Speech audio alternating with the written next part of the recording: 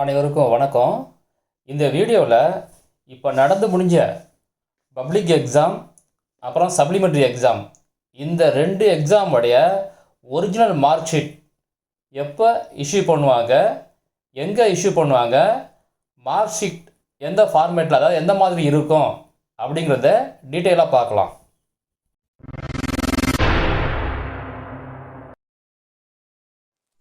முதல்ல எப்போ இஷ்யூ பண்ணுவாங்க அப்படின்னு பார்க்கலாம்.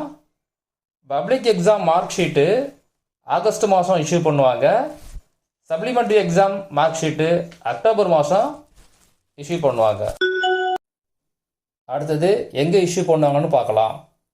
ரெகுலர் ஸ்டூடெண்ட், அதாவது பப்ளிக் எக்ஸாம் பண்ண ரெகுலர் ஸ்டூடெண்ட், இவங்களுக்கு அவங்க படித்த ஸ்கூல்லையே இஷ்யூ பண்ணுவாங்க. அரியர் பிரைவேட் கேண்டிடேட்ஸ், இவங்களுக்கு எங்கே எக்ஸாம் எழுதுனாங்களோ அந்த சென்டரில் இஷ்யூ பண்ணுவாங்க.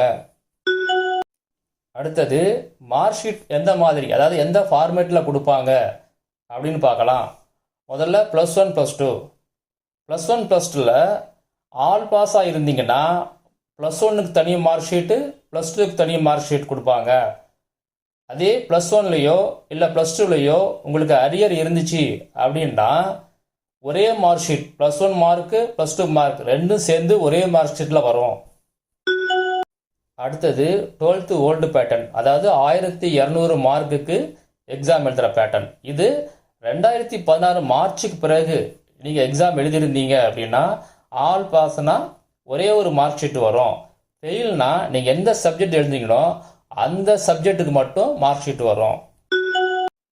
அடுத்தது 2016 மார்ச்சுக்கு முன்னாடி எக்ஸாம் எழுதியிருந்தீங்க அப்படின்னா உங்கள் மார்க் ஷீட் எப்படி வரும்னா, நீங்கள் லாஸ்ட்டாக எந்த அரியர் வச்சு பாஸ் பண்ணீங்களோ அந்த சப்ஜெக்ட்டுக்கு மட்டும்தான் பாஸ்ன்னு வரும்.